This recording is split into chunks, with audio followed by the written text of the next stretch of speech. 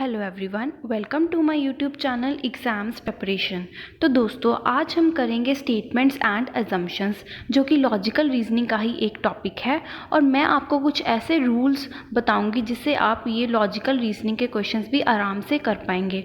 और दोस्तों, ये जो लॉजिकल रीजनिंग है, इसके क्वेश्चंस काफ़ी एग्ज़ाम्स में देखे जाते हैं, जैसे कि पीपीएससी, पंजाब गवर्नमेंट एग्ज़ाम्स हो गए, बैंकिंग के एग्ज़ाम्स हो गए, सीसेट में भी आते हैं। तो इसलिए दोस्तों ये टॉपिक इम्पॉर्टेंट हो जाता है।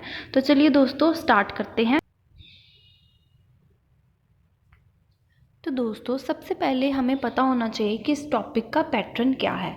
तो दोस्तों, आपके पास कुछ स्टेटमेंट गिवन होती है और आपके पास कुछ एजम्पशंस गिवन होते हैं, और आपने बताना होता है कि कौन सा एजम्पशन सही है और कौन सा एजम्पशन गलत है। एजम्पशन मतलब हमने कुछ एज्यूम किया है, हमने कुछ सपोज किया है, और अगर जो गिवन एजम्पशन है, अगर वो एजम्पशन सही है तो हम कहेंगे एजम्पशन इम्प्लिसिट, मतलब वो ट्रू है।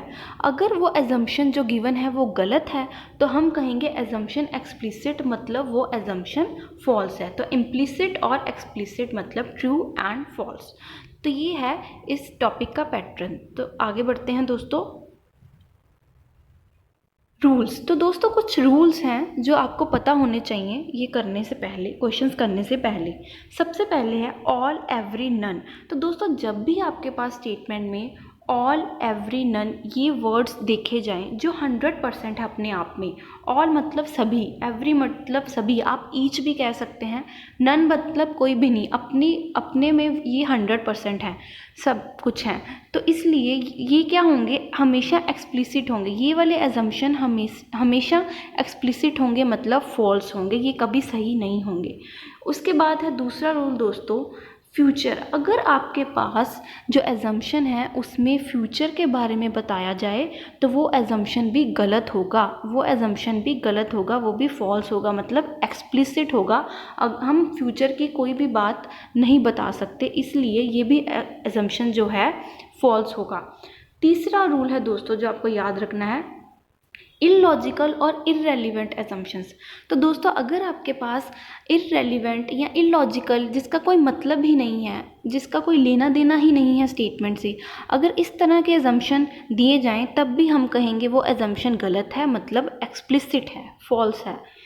इसके अलावा दोस्तों, assumptions in favour of statement. तो दोस्तों, जो एजम्पशन स्टेटमेंट को स्ट्रेंथन करेगा, स्टेटमेंट को और मजबूत करेगा, स्टेटमेंट के लिए होगा, स्टेटमेंट के फेवर में होगा, वो एजम्पशन हमेशा ट्रू होगा, वो हमेशा इम्प्लिसिट होगा, सही होगा।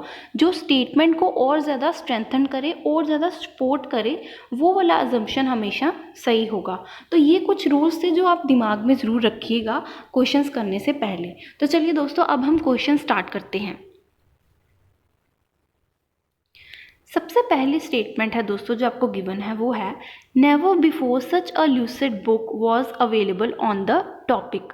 तो दोस्तों देखिए, इस स्टेटमेंट में क्या कहा गया है कि पहले कभी भी ऐसी ल्यूसिड बुक, मतलब जो बहुत आसानी से समझाया जाए, किसी चीज़ को बहुत अच्छे तरीके से समझाया जाए, तो पहले कभी भी ऐसी लूसिड बुक अवेलेबल नहीं हुई थी किसी इस टॉपिक पे। कोई टॉपिक है जिस पे ये वाली बुक, लूसिड बुक, कभी अवेलेबल नहीं हुई थी, मतलब पहले भी कई बुक्स होंगी। इससे हम क्या मतलब निकाल सकते हैं कि पहले भी इस टॉपिक पे काफ़ी बुक्स होंगी, लेकिन ये लूसिड बुक कभी नहीं आई, ये अभी आई है। तो हम एजम्पशंस अब चेक करते हैं। सबसे पहला एजम्पशन है some other books were available on the topic. तो दोस्तों, ये टॉपिक है, इसमें हमने पहले ही समझ लिया है कि कुछ और बुक्स भी अवेलेबल थी, क्योंकि नेवर बिफोर लिखा है। नेवर बिफोर का मतलब है पहले कभी भी लूसिड बुक नहीं आई, लेकिन बुक्स तो, नॉर्मल बुक्स तो इस पे थी, इस टॉपिक्स पे, जैसे 1 2 3 4 सो ऑन टू काफ़ी बुक्स। तो some other books were available on the topic, ये स्टेटमेंट के फेवर में ही बात कर रहा है, इसलिए ये अजम्पशन सही है कि कुछ और बुक्स अवेलेबल थी इस टॉपिक पे। सेकंड देखिए दोस्तों, you can write lucid books on very few topics. आप लूसिड बुक्स लिख सकते हैं, बहुत ही कम टॉपिक पे आप अच्छी ये लूसिड बुक्स लिख सकते हैं। तो दोस्तों देखिए, हमें यहाँ पे स्टेटमेंट में लूसिड बुक्स की कोई डिटेल नहीं बताई गई, कोई जनरल इसकी बात नहीं की गई। तो हम अपनी तरफ से लूसिड बुक्स के बारे में कुछ कैसे बता सकते हैं? ये एक जनरल स्टेटमेंट है जिसके बारे में स्टेटमेंट में बताया ही नहीं गया, तो हम ये अपनी तरफ से कुछ भी नहीं बता सकते। तो ये वाला हो गया गलत एजम्पशन। पहला एजम्पशन सही है, तो आंसर आएगा एजम्पशन 1 इम्प्लिसिट। एजम्पशन 1 इम्प्लिसिट यही सही है। चलिए दोस्तों नेक्स्ट क्वेश्चन देखते हैं। Most people who stop smoking gain weight. काफ़ी जो लोग हैं जो वो अगर स्मोकिंग छोड़ देते हैं, स्मोक करना छोड़ देते हैं, तो उनका वेट बढ़ जाता है, ये स्टेटमेंट कह रही है। अब हम देखते हैं एजम्पशंस क्या गिवन है। If one stops smoking one will gain weight. तो अगर एक इंसान, तो एजम्पशन कह रहा है कि अगर कोई इंसान स्मोकिंग छोड़ता है तो उसका गेन बढ़ जाता है। अब देखिए दोस्तों, ध्यान से देखिएगा, यहाँ पे लिखा है मोस्ट पीपल और यहाँ पे लिखा है इफ़ वन स्टॉप स्मोकिंग, मतलब हर एक पर्सन की बात हो रही है, ऑल सभी की बात हो रही है, जनरल बात हो रही है। यहाँ पे लेकिन बात हो रही थी कुछ लोगों की, तो हम यहाँ पे ऑल का यूज़ कर रहे हैं, जो मैंने आपको पहले भी रूल में बताया है कि अगर आपके पास ऑल, नन, एवरी, ईच हर एक इंसान की बात की जाए तो वो एजम्पशन हमेशा गलत होगा। तो ये एजम्पशन गलत है, क्योंकि यहाँ पे इफ़ वन स्टॉप्स एक कंडीशन बताई गई है कि अगर कोई भी स्मोकिंग छोड़ता है तो उसका वेट बढ़ जाता है, लेकिन स्टेटमेंट में कोई भी नहीं लिखा। स्टेटमेंट में लिखा है कुछ लोग अगर छोड़ते हैं, इसलिए, लेकिन यहाँ पे एजम्पशन में हम सबकी बात कर रहे हैं, इसलिए ये ऑल बन गया, तो इसलिए ये एजम्पशन हो गया गलत। सेकेंड एजम्पशन देखते हैं दोस्तों। If one doesn't stop smoking one will not gain weight. तो दोस्तों देखिए, स्टेटमेंट में हमें बताया गया कि अगर कुछ लोग स्मोक करना छोड़ते हैं तो उनका वेट जो है वो बढ़ जाता है, लेकिन स्टेटमेंट में कुछ ऐसी कंडीशन हमें नहीं बताई गई कि अगर कोई स्टॉप नहीं करेगा स्मोकिंग तो उसका गेन नहीं बढ़ेगा। इसके बारे में कुछ बताया ही नहीं है, तो जिसके बारे में बिल्कुल बताया नहीं है जो कंडीशन के बारे में, वो गलत होगी। तो इसका आंसर आएगा नीदर 1 नॉर 2 इम्प्लिसिट। कोई भी सही नहीं है, मतलब ये दोनों एक्सप्लिसिट हैं, फॉल्स हैं। चलिए दोस्तों नेक्स्ट देखते हैं ताकि आपको और क्लियर हो जाए। The government has decided to pay compensation to the tune of ₹1 lakh to the family members of those who were killed in railway accidents। तो दोस्तों स्टेटमेंट में कहा गया है कि रेलवे एक्सीडेंट्स की वजह से जिनकी डेथ हुई है, तो सरकार ने डिसाइड किया है कि उनके फैमिली मेम्बर्स को 1 लाख रुपए कंपनसेशन में दिए जाएं। तो दोस्तों अब देखते हैं एजम्पशंस क्या कह रहा है। The government has enough funds to meet the expenses due to compensation। तो पहला assumption है कि हो सकता है कि गवर्नमेंट के पास काफ़ी सारे फंड्स हैं, ताकि इतने फंड्स हैं कि वो जो कंपनसेशन प्रोवाइड कर रहे हैं इसकी वजह से जो खर्चा होगा वो हैंडल कर पाएंगे, वो ये एक्सपेंसेस हैंडल कर पाएंगे गवर्नमेंट। तो दोस्तों अगर गवर्नमेंट ने अनाउंस किया है कंपनसेशन 1 लाख रुपए का, तो इसका मतलब ऑब्वियस है कि गवर्नमेंट अपने मॉनेटरी पर्पस का भी उसको पता है कि उसके पास कितना पैसा है, कितना फंड्स वो लगा सकता है, कितना नहीं। तो वो डिसाइड प्रॉपर करके ही उसने ये अनाउंसमेंट की होगी कि हम 1 लाख रुपए देंगे। तो इसलिए ये बिल्कुल सही है कि उनके पास इनफ फंड्स होंगे कि वो एक्सपेंसेस ये हैंडल कर पाएँ। सेकेंड है दोस्तों, there may be reduction in incidents of railway accidents in near future. तो दोस्तों ध्यान से देखिएगा, मैंने आपको रूल में बताया है अभी कि अगर आपके पास फ्यूचर की बात की जाए एजम्पशन में, आप फ्यूचर के बारे में कुछ नहीं बता सकते, वो एजम्पशन हमेशा गलत होगा। तो ये सेकंड एजम्पशन गलत है। हमें नहीं पता कि रेलवे एक्सीडेंट्स कम हो जाएंगे या बढ़ेंगे, हमें कुछ नहीं पता फ्यूचर का। तो इसलिए हमारे पास फ्यूचर के बारे में बात हो रही है, तो ये एजम्पशन यहीं पर गलत हो जाएगा। ये मैंने आपको रूल्स में बताया है। तो इसका आंसर बन जाएगा ओनली एजम्पशन 1 इम्प्लिसिट। सिर्फ पहला एजम्पशन इम्प्लिसिट है, ट्रू है। चलिए दोस्तों नेक्स्ट देखते हैं। Traffic jams on most of the roads in the city have become a regular feature during monsoon। तो स्टेटमेंट कह रही है दोस्तों कि मॉनसून में ट्रैफिक जैम्स जो हैं वो होते हैं काफ़ी, सड़कों पर ट्रैफिक जैम्स काफ़ी होते हैं जब मॉनसून आता है। तो ये उसका कहने का मतलब है। अब हम एजम्पशंस की तरफ देखते हैं। पहली एजम्पशन है material used for road construction can't withstand with the fury of monsoon resulting into innumerable potholes on the roads। तो पहला एजम्पशन क्या कह रहा है कि हो सकता है कि जो मटेरियल हम सड़कें बनाने के लिए जो मटेरियल यूज़ कर रहे हैं वो इतना सही नहीं है, जिसकी वजह से खड्डे हो जाते हैं, जैसे पोर्ट होल्स, खड्डे कहते हैं पोर्ट होल्स को, पोर्ट होल्स हो जाते हैं सड़कों पर, काफ़ी पानी खड़ा हो जाता है जिसकी वजह से ट्रैफिक जैम हो जाता है।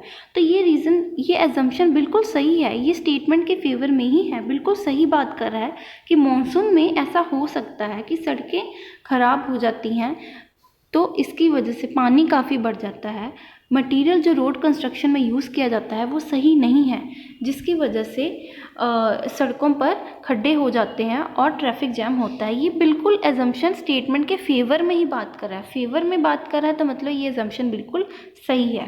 अब देखते हैं सेकंड एजम्पशन। सेकंड एजम्पशन है दोस्तों, number of vehicles coming on the roads is much more in monsoon as compare to other season. तो दोस्तों सेकंड एजम्पशन में वो क्या कह रहा है कि मॉनसून में व्हीकल्स जो हैं वो सड़कों पर ज़्यादा आते हैं as compare to other seasons. तो दोस्तों ये कोई लॉजिकल स्टेटमेंट नहीं है, लॉजिकल एजम्पशन नहीं है कि मॉनसून में ज़्यादा गाड़ियाँ चलती हैं सड़कों पर और जब मॉनसून नहीं होता तो कम गाड़ियाँ चलती हैं, ऐसा कुछ नहीं है। ये बिल्कुल इररेलेवेंट और इलॉजिकल स्टेटमेंट है। तो मैंने आपको रूल्स में बताया है, अगर आपके पास कोई भी इररेलेवेंट इलॉजिकल स्टेटमेंट हो तो वो एजम्पशन हो तो वो एजम्पशन हमेशा गलत होता है, तो ये एजम्पशन भी गलत है। इसलिए इस स्टेटमेंट का आंसर होगा only assumption one implicit, only one implicit, first ही सही है। चलिए दोस्तों आगे देखते हैं। Avon cycles, fast, easy to ride, impressive, reliable, crafted and up to date automation, an advertisement। तो दोस्तों इसका क्या मतलब है स्टेटमेंट का, एक ध्यान से देखिएगा, लास्ट पे लिखा है एन एडवर्टाइजमेंट, मतलब एक एडवर्टाइजमेंट आई है साइकिल्स की, उसके फीचर्स बता रही है वो एडवर्टाइजमेंट। न्यूज़पेपर में आई हो सकती है, मैगजीन में आई हो सकती है एडवर्टाइजमेंट एवॉन साइकिल्स के बारे में, उनके फीचर्स बताए गए हैं इस एडवर्टाइजमेंट में कि वो फास्ट है, इजी टू राइड है, इंप्रेसिव है, एट्सेट्रा। अब देखते हैं एजम्पशन क्या कह रहे हैं। एजम्पशन में है there is no other cycle with any of these features. तो दोस्तों एजम्पशन में वो बोल रहा है कि कोई भी और साइकिल नहीं है जिसके यही फीचर्स हों जो एवॉन साइकिल्स में के हैं। तो दोस्तों देखिए, हमें स्टेटमेंट में कुछ भी नहीं बताया गया कि कोई और साइकिल्स हैं जिनके ऐसे फीचर्स हैं या नहीं हैं, किन्हीं और साइकिल्स की बात नहीं हो रही, तो हम ये नहीं बता सकते कि उनके फीचर्स भी इसके जैसे होंगे या नहीं होंगे। इनके बारे में स्टेटमेंट में कुछ बताया ही नहीं है, कोई और साइकिल के बारे में बताया ही नहीं है, इसलिए हम नहीं कह सकते ये कुछ भी, तो ये हो गया एजम्पशन गलत। सेकंड देखते हैं, people do not bother about the cost. जो लोग हैं वो पैसे की परवाह नहीं करते। तो दोस्तों कॉस्ट के बारे में भी कोई भी बात स्टेटमेंट में नहीं की गई, हमें कोई भी पैसे की बात नहीं की गई, तो इसका मतलब ये एजम्पशन भी यहीं पर गलत होता है, ये भी गलत और ये भी गलत। तो इसका आंसर हो जाएगा neither one nor two implicit, कोई भी सही नहीं है, मतलब दोनों एक्सप्लिसिट हैं, फॉल्स हैं। चलिए दोस्तों आगे देखते हैं। Among all the articles, the prices of personal computers show the highest decline from June 2005 to December 2005। तो दोस्तों इसमें क्या कहा गया है कि बाकी सब आर्टिकल्स में से जो निकला है, एक कंक्लूजन निकला है कि जो पर्सनल कंप्यूटर्स के जो प्राइजेस हैं उनमें काफ़ी हाई डिक्लाइन हुआ है, काफ़ी गिरावट आई है उनके प्राइजेस में, पर्सनल कंप्यूटर्स के में जून 2005 से दिसंबर 2005 में काफ़ी गिरावट आई है पर्सनल कंप्यूटर्स के प्राइजेस में बाकी आर्टिकल्स के कंपैरेटिवली। मतलब और भी आर्टिकल्स हैं लेकिन ये जो पर्सनल कंप्यूटर्स हैं ना, इनका हाईएस्ट डिक्लाइन देखा गया है जून 2005 से दिसंबर 2005 तक। तो दोस्तों अब देखते हैं एजम्पशन क्या है। पहली एजम्पशन है comparative prices of all the articles in June and December 2005 were available. तो वो बोल रहा है कि जो बाकी आर्टिकल्स हैं उनमें भी प्राइजेस बताए गए हैं जून और दिसंबर 2005 के, वो भी बताए गए हैं। तो दोस्तों ये सही है बिल्कुल, क्योंकि यहाँ पे लिखा है अमंग ऑल द आर्टिकल्स, तो मतलब सभी आर्टिकल्स में प्राइजेस बताए गए हैं, तो इसलिए ये बिल्कुल सही है। सेकंड में है prices of personal computers were higher in the first 6 months than the last 6 months of 2005। तो वो क्या कह रहा है कि पर्सनल कंप्यूटर्स के जो प्राइजेस थे वो पहले 6 महीने ज़्यादा थे और लास्ट के 6 महीने में वो कम थे। तो दोस्तों स्टेटमेंट में हमें कहा गया है कि जो सबसे बड़ी गिरावट हुई है प्राइजेस में वो हुई है लास्ट 6 मंथ्स में, जून टू दिसंबर में। इसका मतलब पहले 6 महीने में फिर भी प्राइस थोड़ा सही था, हाई था लास्ट 6 मंथ से। तो ये भी एजम्पशन बिल्कुल सही है। तो इसका आंसर हो जाएगा both assumption 1 and assumption 2 implicit, दोनों सही हैं। तो दोस्तों ये थे कुछ क्वेश्चन स्टेटमेंट्स एंड अजम्पशंस के। आई होप आपको ये क्वेश्चंस समझ आ गए होंगे। और दोस्तों अगर आपको ये वीडियो अच्छी लगी हो तो वीडियो को लाइक कीजिएगा, और अगर आपने चैनल को सब्सक्राइब नहीं किया अभी तक तो चैनल को सब्सक्राइब भी कर लीजिए, ताकि मैं जो भी वीडियो अपलोड करूँ उसकी नोटिफिकेशंस आपको उसी टाइम मिल जाए। तो चलिए दोस्तों, थैंक यू।